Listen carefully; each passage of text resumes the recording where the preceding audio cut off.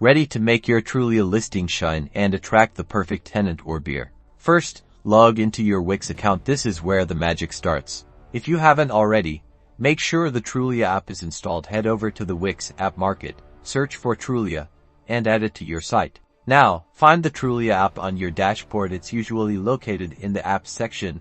On the left-hand side, click on it to access your Trulia listings. You should see a list of your active properties. Select the one you'd like to edit by clicking on it. This is where you can update everything.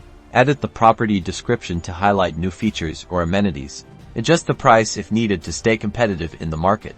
Upload new photos or videos to showcase the property's best angles. High-quality visuals are key. Double-check the amenities list. Make sure everything is accurate and up-to-date, from parking to pet policies. Confirm that your contact information is correct so interested parties can reach you easily. Once you're satisfied with your changes, click the Save or Update button. And that's it. Your updated listing will now be reflected on Trulia, ready to attract potential buyers or renters. Good luck.